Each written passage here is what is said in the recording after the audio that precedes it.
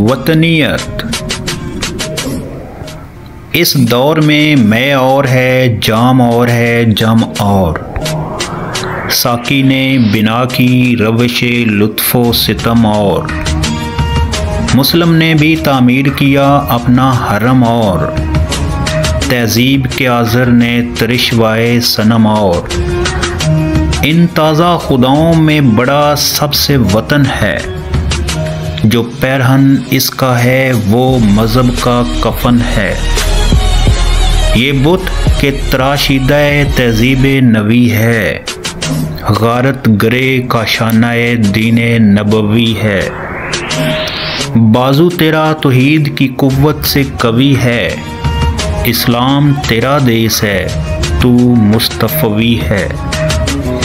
نظارہ دیرینہ زمانے کو دکھا دے، اے مصطفی خاک میں اس بت کو ملا دے۔ ہو قید مقامی تو نتیجہ ہے تباہی، رہ بحر میں آزاد وطن صورت ماہی۔ ہے ترک وطن سنت محبوب الہی، دے تو بھی نبوت کی صداقت پہ گواہی۔ گفتار سیاست میں وطن اور ہی کچھ ہے، ارشاد نبوت میں وطن اور ہی کچھ ہے۔ اقوام جہاں میں ہے رقابت تو اسی سے، تسخیر ہے مقصود تجارت تو اسی سے، خالی ہے صداقت سے سیاست تو اسی سے، کمزور کا گھر ہوتا ہے غارت تو اسی سے۔ اقوام میں مخلوق خدا بٹتی ہے اس سے، قومیت اسلام کی جڑ کٹتی ہے اس سے۔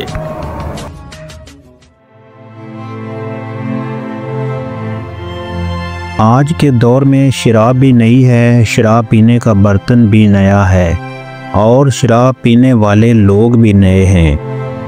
شراب پلانے والے نے بھی مہربانیوں اور مظالم کے ایک مختلف اور نئے انداز کی بنیاد رکھی ہے۔ مراد یہ ہے کہ موجودہ زمانے میں سیاست اور حکومت کے طور طریقے بالکل بدل گئے ہیں۔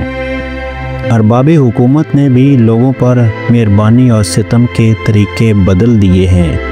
ان سب لوگوں کے دیکھا دیکھی مسلمانوں نے بھی اپنے لیے نیا کعبہ تعمیر کر لیا ہے، اور تہذیب کے بت تراش نے ان سے نئے نئے بت ترشوا لیے ہیں۔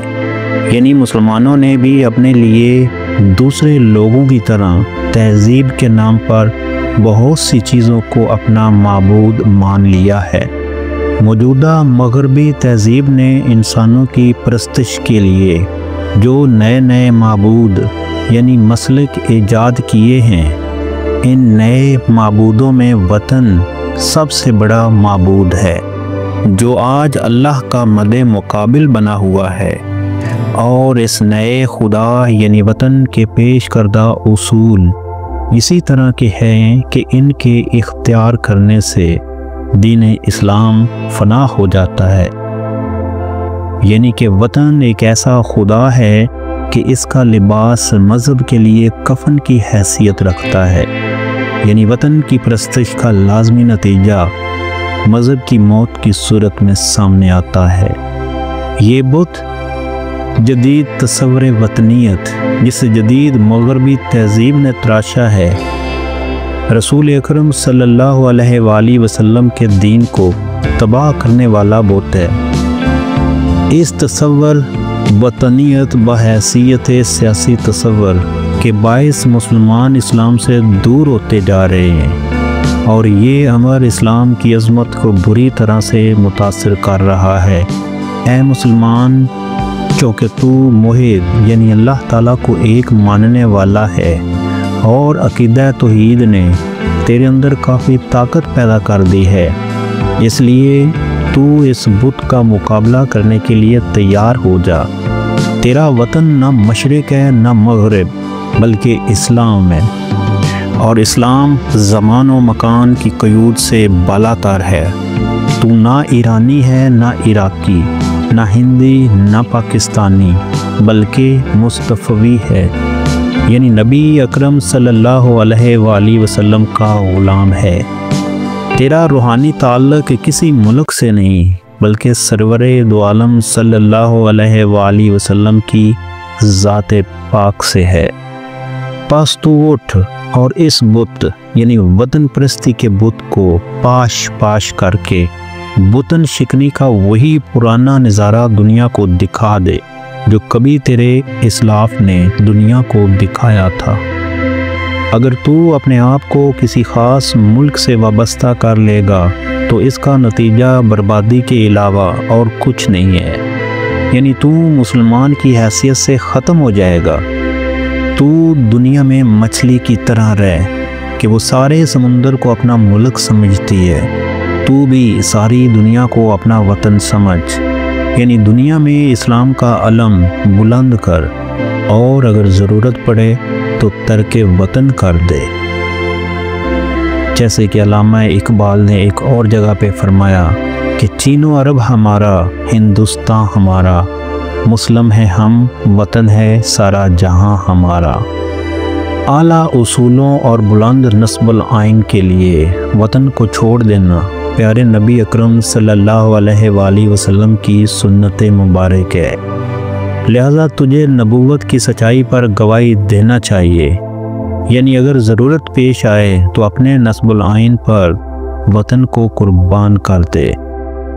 یاد رکھ، سیاست کی اصطلاح میں وطن کا مفہوم بالکل مختلف ہے اس مفہوم سے جو اسلام پیش کرتا ہے، بلکہ یہ دونوں ایک دوسرے کی ضد ہیں۔ سیاست میں وطن کا مفہوم یہ ہے کہ ہر شخص جس ملک میں پیدا ہوا ہے وہ ملک اس کا دائمی وطن ہے اور اس کا فرض ہے کہ وہ اپنے وطن کے لیے جیے اور وطن کے لیے ہی مرے۔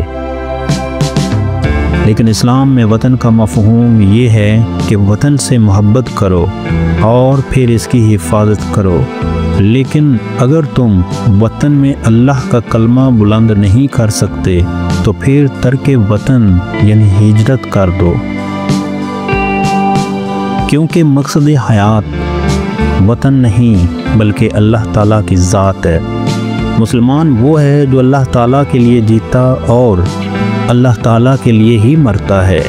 یہ دونوں مفہوم ایک دوسرے کی ضد ہیں، اس لیے اے مسلمان، سیاسی اصطلاح میں وطن پرست ہرگز نہیں ہو سکتا۔ اس لیے ایک مسلمان سیاسی اصطلاح میں وطن پرست ہرگز نہیں ہو سکتا، کیونکہ وطن پرستی اور خدا پرستی یہ دونوں باتیں ایک جگہ جمع نہیں ہو سکتی۔ آج دنیا کی مختلف اقوام اسی وطنیت کی بدولت ایک دوسرے کی دشمن ہو گئی ہیں۔ روسی اپنے وطن کو دنیا میں سر بلند کرنا چاہتے ہیں، امریکی اپنے وطن کو، انگریز اپنے وطن کو، تو جرمن اپنے وطن کو، یعنی ہر ایک اپنے وطن کو معبود سمجھتا ہے۔ لیکن مسلمان کا راستہ سب سے جدا ہے، وہ نہ اس ملک کی سربلندی کا خواہاں ہے نہ اس کی، وہ تو بس اللہ تعالیٰ کے نام کو دنیا میں سر بلند کرنا چاہتا ہے۔ بہرحال وطنیت کے مفاسد یعنی کہ عیوب بہت ہیں۔ ان میں پہلا یہ ہے کہ اس کی وجہ سے اقوام عالم میں دشمنی پیدا ہوتی ہے۔ دوسرا یہ کہ تجارت سے ان اقوام کا مقصد تجارت نہیں بلکہ اس ملک کو فتح کرنا ہوتا ہے جس میں یہ اپنی تجارت کا جال بچھاتی ہیں۔ یورپین اقوام جس ملک میں تجارت کا سلسلہ شروع کرتی ہیں، رفتہ رفتہ اسے اپنا غلام بنا لیتی ہیں۔ تیسرا عیب یہ ہے کہ اس نظریہ وطن کی روح سے سیاست میں ہر قسم کا مکر و فریب جائز ہے۔ آج کی سیاست میں جو صداقت اور راست باز نہیں ہے، یعنی کہ جو چال بازی اور فریب کاری اس میں سموئی ہوئی ہے، تو اس کی وجہ بھی وطنیت ہے۔ کسی کمزور قوم کا گھر یا ملک کا غارت ہوتا ہے تو وہ بھی اسی وجہ سے ہوتا ہے۔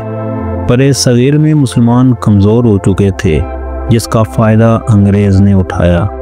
اس کو سیاسی اصطلاح میں ڈپلومیسی کہتے ہیں۔ مقصد یہ ہے کہ عیاری اور فریب کاری سے کمزور اقوام کو اپنا غلام بنایا جائے۔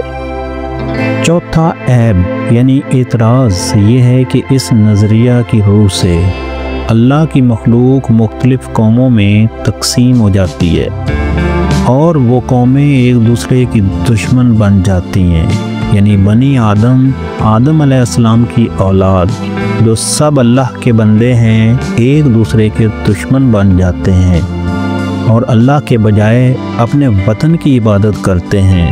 اس کا نتیجہ یہ نکلتا ہے کہ اسلامی قومیت جو قرآن حکیم کا مقصود ہے دنیا میں کبھی قائم نہیں ہو سکتی۔ اسلام تو یہ چاہتا ہے کہ ساری دنیا کے مسلمان ایک بن جائیں، جیسا کہ علامہ اقبال نے ایک اور جگہ پہ کہا کہ نیل کے ساحل سے لے کر تاب خاک کاشغر۔ لیکن نظریہ وطنیت یہ سکھاتا ہے کہ پاکستانی جداگانہ قوم ہے، افغانی جداگانہ، ایرانی جداگانہ، عراقی جداگانہ، مصری جداگانہ، یعنی قومیت اسلام کی جڑ کٹتی ہے اس سے۔